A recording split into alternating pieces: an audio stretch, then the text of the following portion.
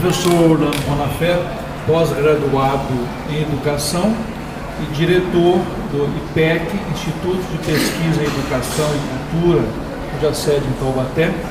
É o nosso convidado aqui no Unisal para as semanas de licenciatura e ele veio fazer uma palestra e aplicar técnicas de demonstração da teoria da educação para o pensar. Professor, o que é educação para o pensar? Olha, primeiro agradecer aqui ao Unisal o convite, para participar dessa semana. É uma semana importante aqui, não só para a Unisal, para os alunos da Unisal, mas é um movimento muito importante para a comunidade, não só também de Lorena, mas da região, que é um tema muito relevante, que é tratar da questão da formação do professor, da importância dele na sociedade.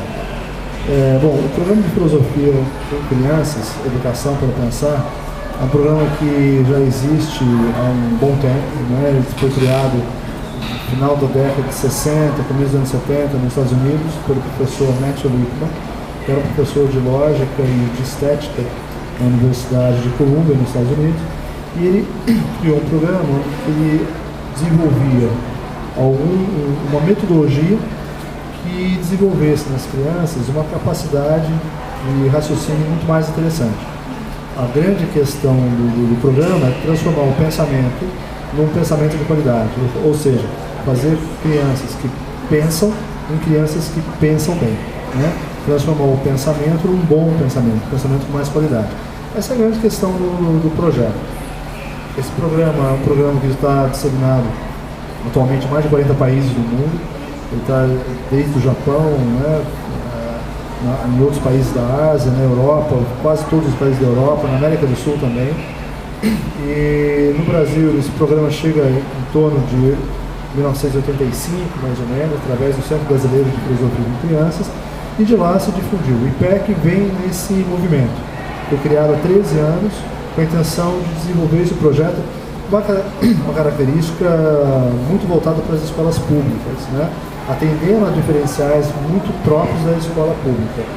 Nós estamos aqui já com algumas prefeituras, trabalhando especificamente em Lorena há alguns anos, e o trabalho vem sendo desenvolvido de maneira muito interessante aqui. E isso é testado pelas próprias professoras de sala de aula, que vão falar do desenvolvimento dos seus alunos e acreditando parte desse desenvolvimento ao trabalho de filosofia com crianças.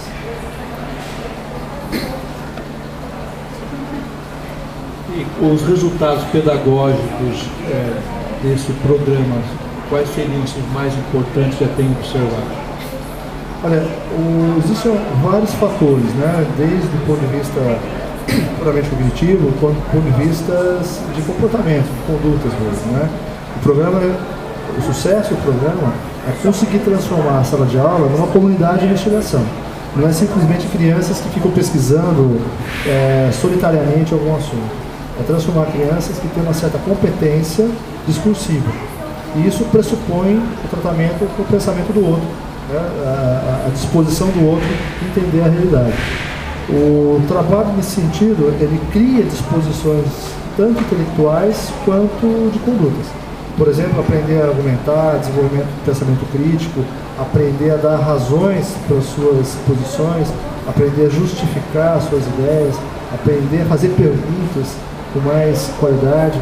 E do ponto de vista comportamento, aprender a respeitar a ideia do outro, antes mesmo que o outro a fale, né? Aprender a esperar a sua vez de falar, ouvir a ideia do outro, não simplesmente esperar o outro parar de falar, enfim. Há uma série de disposições e essas disposições são sentidas. Certa vez eu convidei uma professora nossa da PUC, de São Paulo, para assistir alguns trabalhos que nós desenvolvíamos. Ela assistiu algumas atividades no período da manhã e voltou muito espantada, brincando: o que você fez com essas crianças? Porque eu vi uma criança de 8 anos, isso ela dizendo, uma criança de 8 anos retrucando a outra no seguinte sentido: olha, não concordo com a sua ideia porque eu acho que a sua hipótese está errada.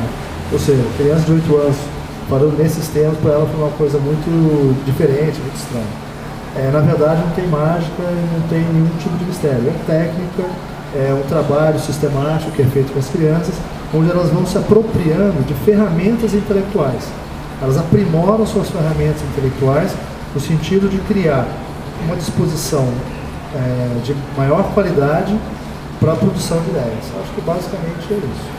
Outras disciplinas além da filosofia, que é a filosofia que desencadeou, né, a aplicação desse método, também poderiam aplicar o mesmo método que leva ao pensar. Sem dúvida. Esse é um programa interdisciplinar, né? A metodologia é interdisciplinar. Ela não é restrita ao programa de filosofia de crianças, ainda que no programa de filosofia você tem alguns desenvolvimentos que só acontecem lá. Mas é uma metodologia que pode ser aplicada, seria muito interessante se fosse aplicada com outras atividades.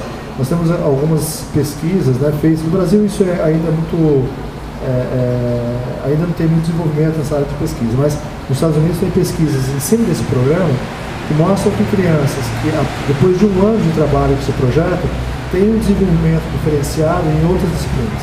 Ela melhora a sua produção na língua materna, ela melhora a sua produção em matemática, a sua produção em ciências, ou seja, há um desenvolvimento na cognição da criança que faz com que ela tenha mais qualidade no tratamento com qualquer disciplina.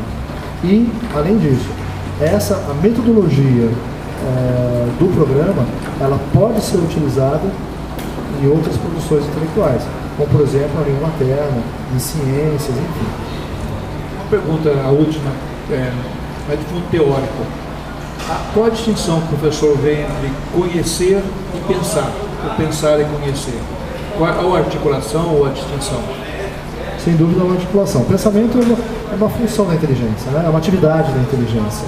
O pensamento pode ser de um jeito ou de outro, né? Ela pode acontecer de uma maneira com qualidade ou sem qualidade. Crianças muito pequenas pensam, bebês pensam, né? O conhecimento advém dessa articulação do pensamento. Como o pensamento se articula, produz conhecimentos de um tipo ou de outro. Então, a premissa da qual nós partimos se você tem um pensamento qualitativamente trabalhado, um pensamento que é capaz de se articular de maneira muito mais interessante, por exemplo, a criança consegue muito cedo aprender o que é uma contradição, né? E a gente vê isso na sala de aula, isso é corriqueiro. Não concordo com a sua ideia, porque você falou antes isso, agora você está dizendo isso. E isso não bate com aquilo. Então, crianças produzem esse tipo de afirmação. A crença que nós temos quando você tem um pensamento que se articula com qualidade, a produção tende a ter mais qualidade. Os conhecimentos adquiridos, construídos, né, tendem a ter uma maior qualidade. Professor Orlando, muito obrigado por sua presença aqui no Unisal, a sua contribuição, né, para a semana de licenciatura, particularmente no curso de filosofia. Eu agradeço novamente, convido a todos a conhecer o trabalho do IPEC, né? Nós desenvolvemos esse trabalho há mais de 13 anos com escolas públicas, e quem estiver interessado pode acessar aí o site do IPEC e conhecer um pouquinho mais do nosso trabalho. Qual é o site? www.ipec.org.br. Tá? Fiquem à vontade, conheçam, mandem e-mails, a gente tem um hábito de responder, de conversar com as pessoas, e fazemos algumas atividades periódicas para que as pessoas conheçam um pouco dessa atividade.